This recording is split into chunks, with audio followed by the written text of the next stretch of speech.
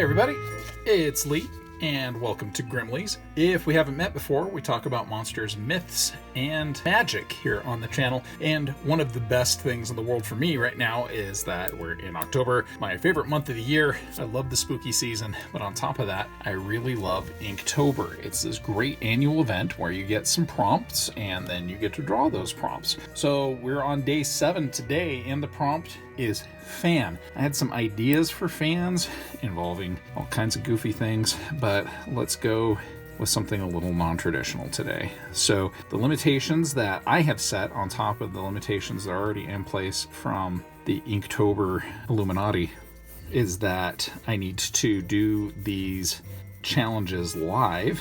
It's funny, I talk about these every single time I record a new video, and every single time I change some of the challenges. So anyway, and I want to do them live. I need to do them in less than 20 minutes. And then on top of that, I need to make it monstrous. There's a couple other things that I had added to it at some point or another, but I can't remember them. It's late in the evening as I'm recording this, so I can honestly tell you that the brain is just not the most lucid thing right now. All right, so there we have a fan.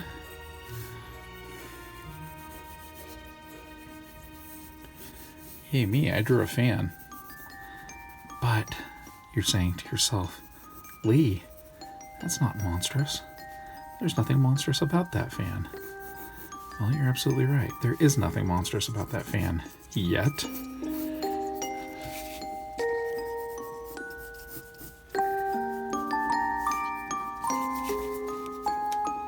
Let's raise that camera up a little bit. I realize I'm furiously scribbling away here, and the camera's so close up on the drawing that you can't see anything. All right. So there we go.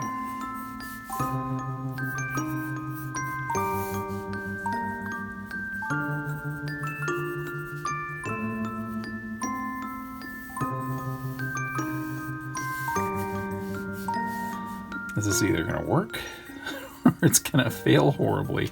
Either way, let's experiment. Let's play just a little.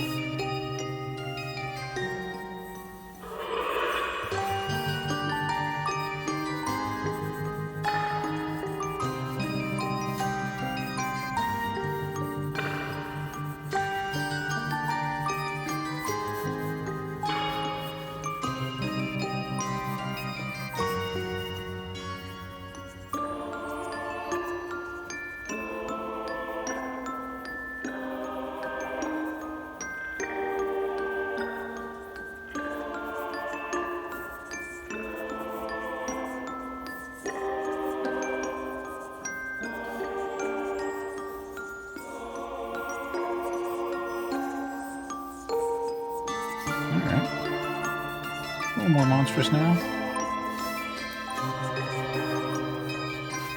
And there's really nothing more disturbing than an appliance made of flesh.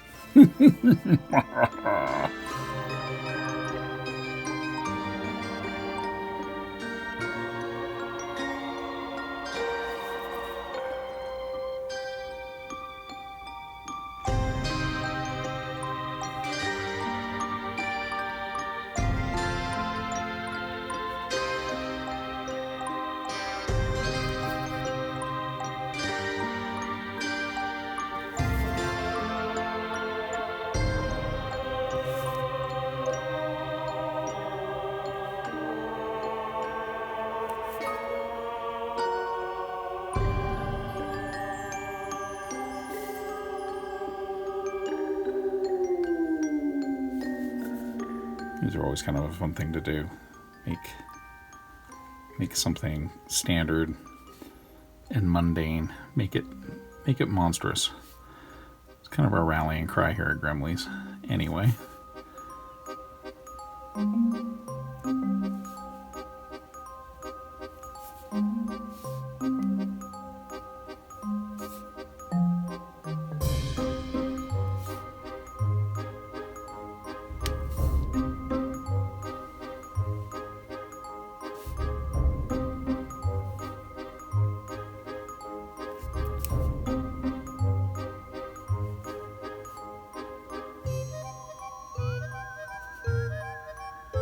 So what would cause an inanimate object like a fan, your standard, typical rotating room fan, what would cause something like that to suddenly be made of flesh?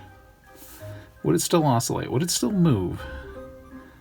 Would the fan be aware of that movement? Would that movement cause the fan pain? Or is this just some Franken-fan created for the cooling whimsy of some mad scientist? Someone hell-bent on beating that summer heat through galvanic intervention.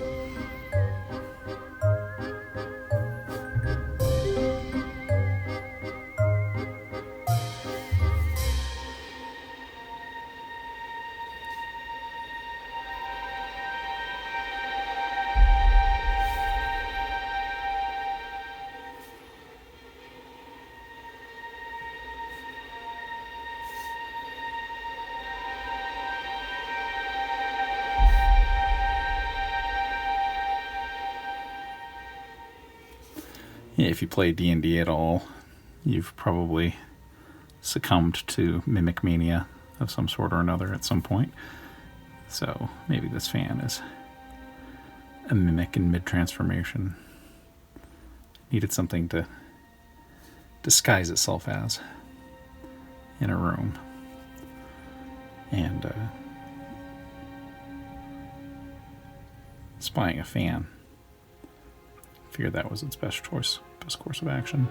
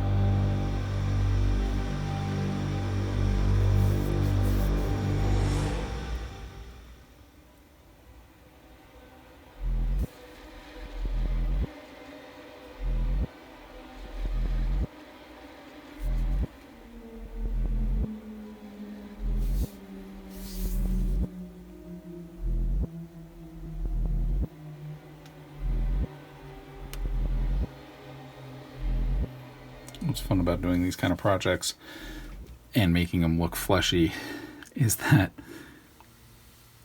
you don't have to be so precise with your lines, right? You can kind of let things flare out a little bit. I want some of the lines to be a little bulbous, like the flesh that's making up the lamp is maybe a little unstable and having a hard time supporting the shape that it's assumed.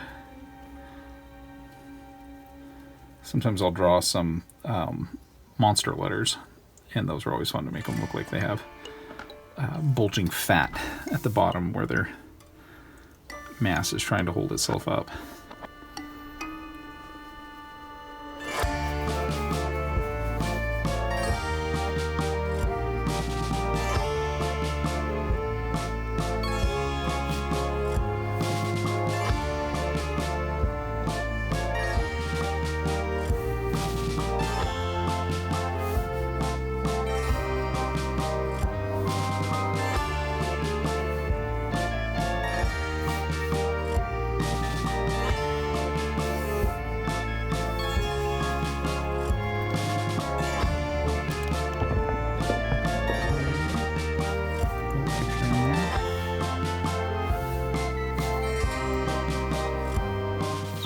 Quick one.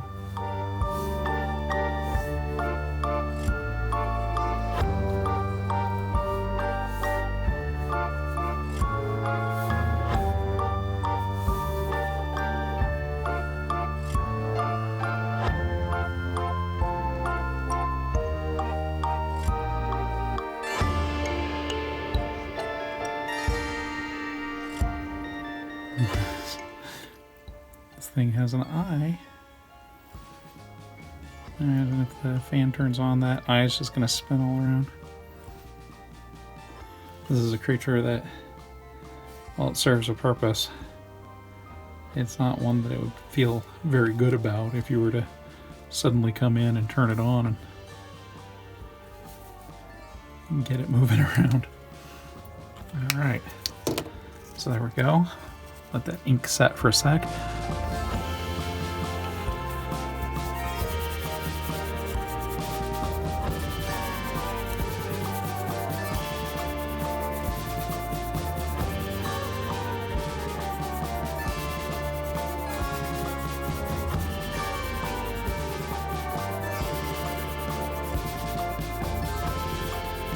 Oh, the ambient sound work that you experience here on Grimmleighs Fiends. I can't guarantee that you won't hear those amazing sounds on any other channel, but boy, I'd like to think you wouldn't. Okay, let's get some color in there since we're only 12 minutes in. Get a little bit of color in. I'm just going to give the hint of color, and again I'm going with the Citadel contrast paints because they are, as I originally assumed, as my original suspicion about them was a few years ago, they are more of an ink than a paint. It's an acrylic ink, and that really suits my purposes just fine.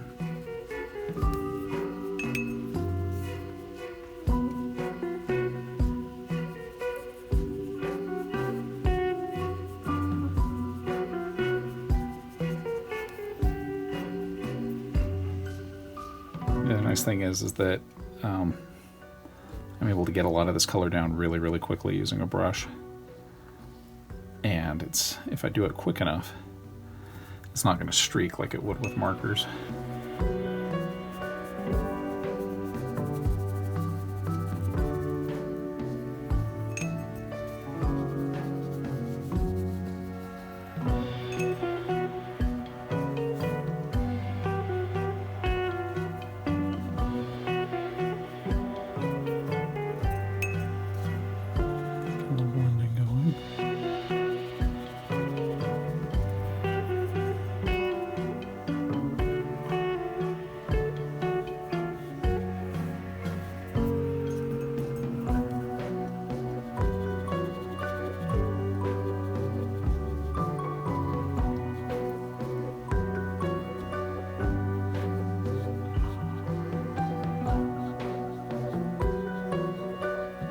If you like this kind of stuff, even when we're not doing Inktober, I like to do a lot of just fun creature concepts. It's definitely worth your time to give the channel a subscribe. And hey, if anything else, you get some free creative content, right? But also, I like to interact with my audience, so if you take the time to watch these videos and you have questions or you want to know how I do certain things or why I do certain things, let's start a dialogue in the comment section. I love talking to people. I love talking to people about all kinds of things. So it doesn't even have to be monster content, but that's my main focus on this channel.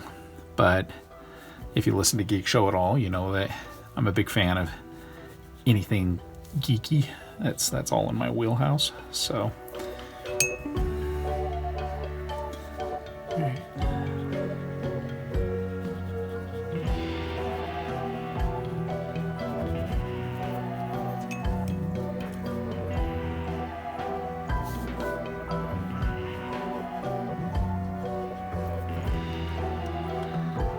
It's amazing that, you know, it was already a fairly disturbing drawing before I started laying in the color, and now it's very obviously a fleshy fan.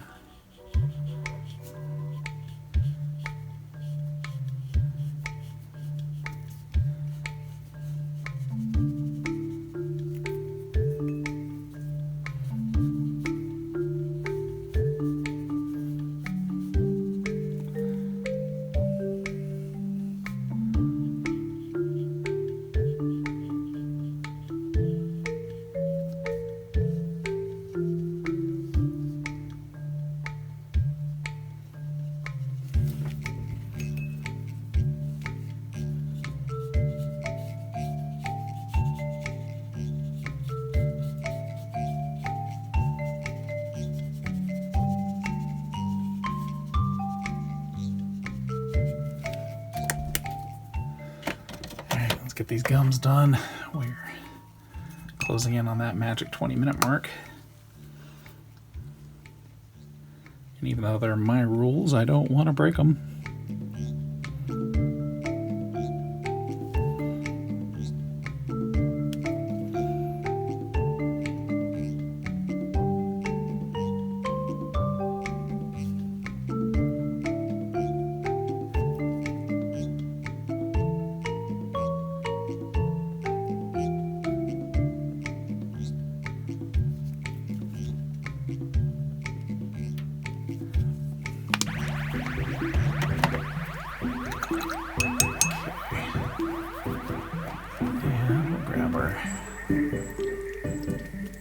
One of the most versatile colors in the Citadel Color paint line is Griffcharger Gray. I use it for a lot of shading, not just with miniature painting, but with traditional painting as well.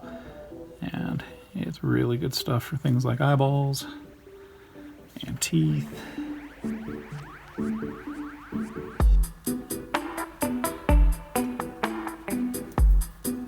And you're probably wondering why I didn't go with something more yellow for the teeth, because that's more of a beastly thing. But I kind of wanted to go with, maybe this is a monster lamp that believes in oral hygiene.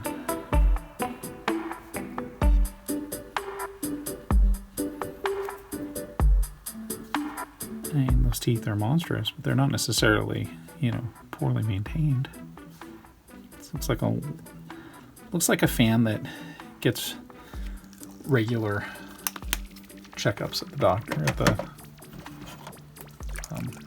at the dentist's. I was going with a bright blue for the eye, but that just doesn't work for me, so let's go with more of a putrid green.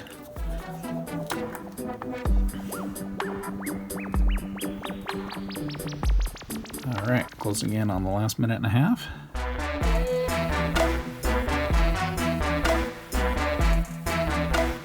And there we have it. So a quick signature on there. And I learned my lesson. The brush pen is not the best thing to do signatures with, so.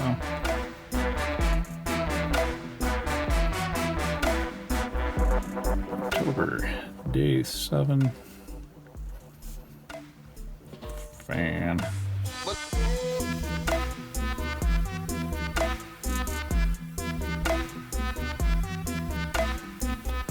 There we go. Thanks so much for tuning in, everybody. And if you do like what you're seeing here, of course, you could scare up that like button or let us haunt you forever by subscribing to the channel. There is so much more to come. We have a dedicated playlist for all Inktober content, so I have that linked up here at the title card at the end of the big Patreon. Thank you. And the best is yet to come.